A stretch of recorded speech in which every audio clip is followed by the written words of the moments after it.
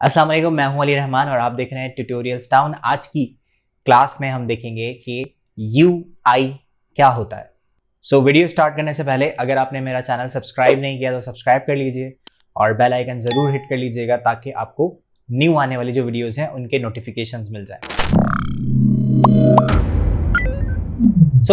What is UI?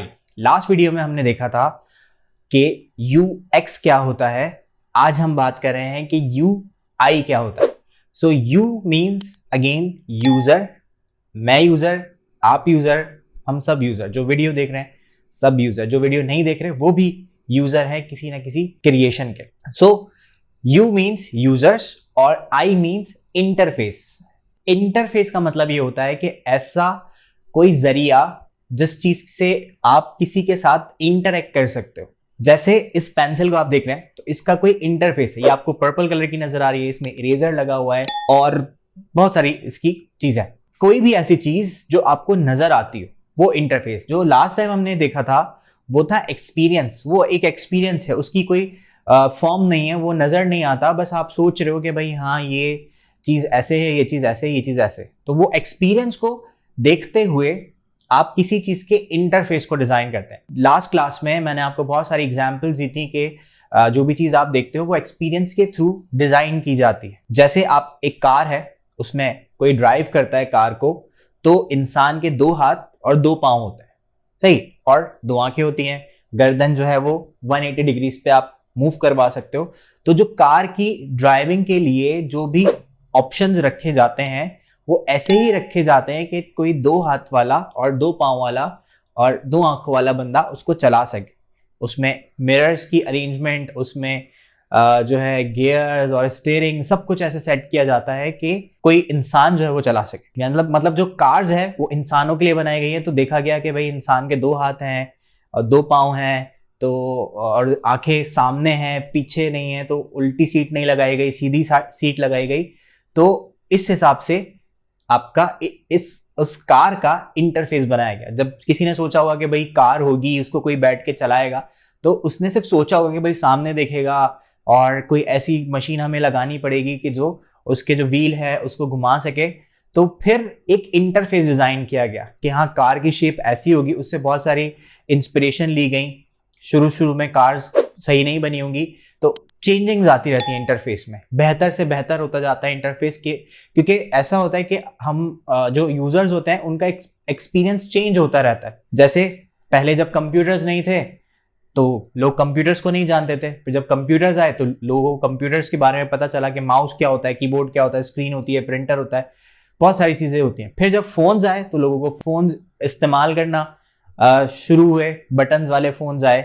फिर लाते लाते आपको लाया गया टच स्क्रीन फोन्स पे, और आगे और टेक्नोलॉजीज आ जाएंगी, होलोग्राफिक्स आ जाएंगी और बहुत सारी आपको टेक्नोलॉजीज देखने के लिए मिलेंगी।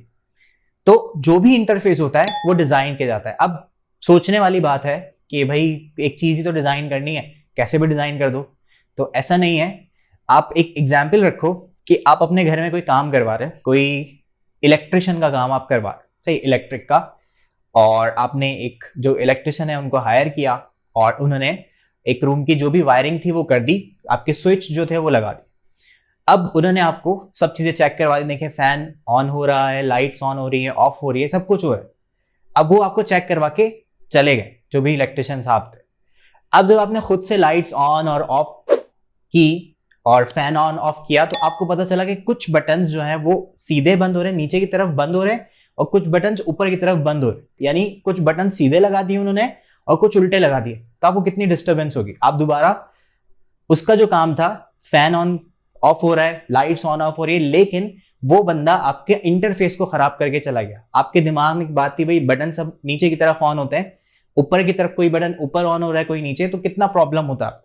तो इसी वजह से आपका जो यूजर इंटरफेस है उसको इतना देखा जाता है कि अगर वो सही से काम नहीं कर रहा, यूजर के लिए आसानी नहीं लेकर आ रहा, तो बहुत सारे ऐसी चीजें होती हैं जो ऑब्सोलीट हो जाती हैं। आज आपको मार्केट में देखने के लिए नहीं मिलती। आप बहुत सारे एग्जाम्पल्स ले सकते हो। जैसे गूगल है, गूगल बहुत बाद में आया लेकिन आज नंबर 1 है। क्यों? क्योंकि गूगल ने अपने यूजर के एक्सपीरियंस को जाना, सोचा उसने कि भाई एक यूजर आ रहा है, उसको ये स्पेसिफिक चीज चाहिए, और जो दूसरे सर्च इंजन थे वो उसको वही चीज निकाल के नहीं दे रहे थे। तो इसलिए फिर गूगल ने अपने डाटा पे थोड़ा काम किया और फिर वो इतना अच्छा हो गया गूगल कि जो यूजर पूछता था उसको वही परफेक्ट आंसर उस गूगल के पहले ही पेज पे मिल जाता था।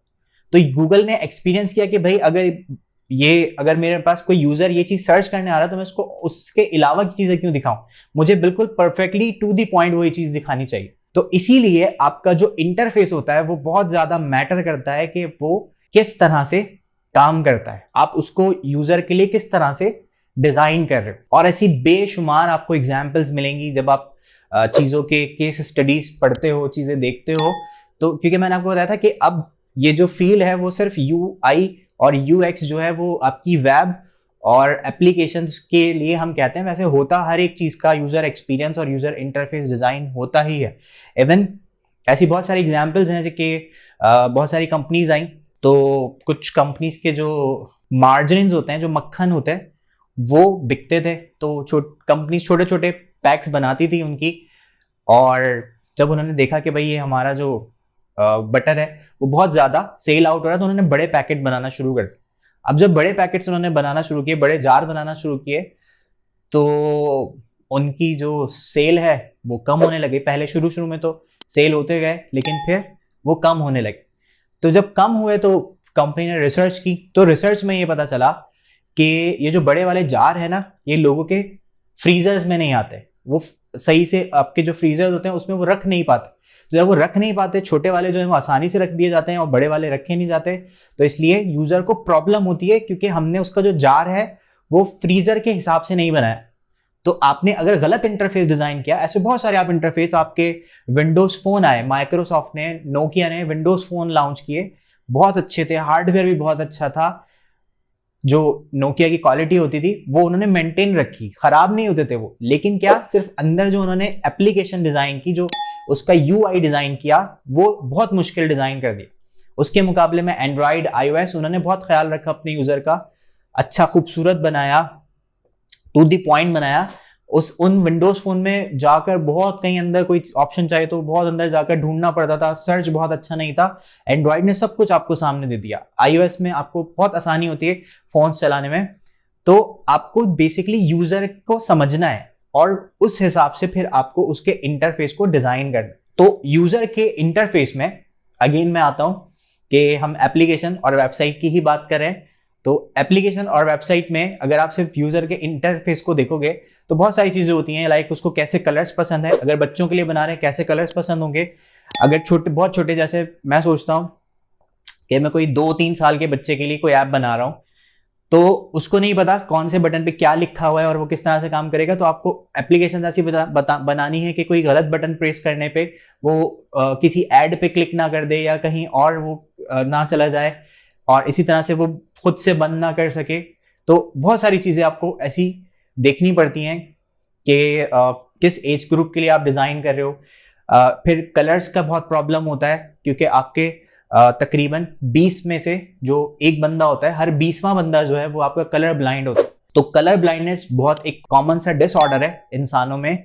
तो इसलिए आप देखते हो कि भाई हम कलर्स भी ऐसे रखें अपने इंटरफेस में कि कोई अगर कलर ब्लाइंड बंदा उसको देखे तो उसको कोई प्रॉब्लम नहीं, वो आसानी से उसको देख सके, समझ सके। तो कलर्स बहुत ज्यादा ब्लेंडेड कलर्स नहीं होने चाहिए, शेप्स अच्छी होनी चाहिए, कुछ नया देखने के लिए मिलना चाहिए, बहुत ज्यादा जंबल नहीं होना चाहिए इंटरफेस, बहुत ज्यादा छोटा भी नहीं होना चाहिए।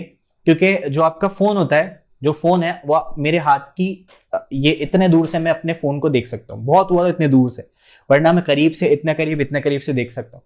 तो एक रेंज होती है आपके डिवाइसेस की, जो आप हाथ में पकड़ के डिवाइसेस चलाते हैं वो आपकी हैंड हेल्ड डिवाइसेस होती हैं।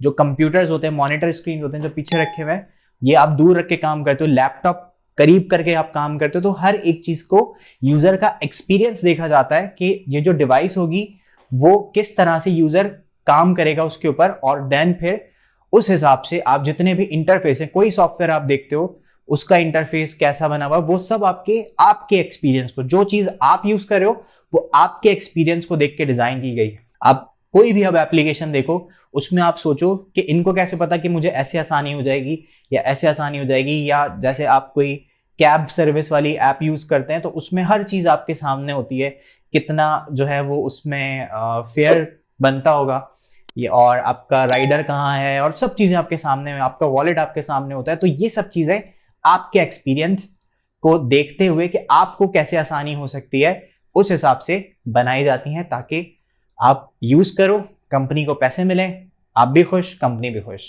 तो ये थी आज की वीडियो जिसमें हमने देखा कि यूआई क्या होता है और ये वेब और ऐप में क्यों जरूरी होता है। सो अगर अभी तक आपने मेरा चैनल सब्सक्राइब नहीं किया तो सब्सक्राइब कर लीजिएगा और बेल आइकन जरूर हिट कीजिएगा, ताकि आपको मेरी न्यू आने वाली जो वीडियोस हैं उनकी नोटिफिकेशन मिल जाए। तो मिलते हैं नेक्स्ट क्लास में, तक के लिए अल्लाह हाफिज, अपना ख्याल रखिएगा।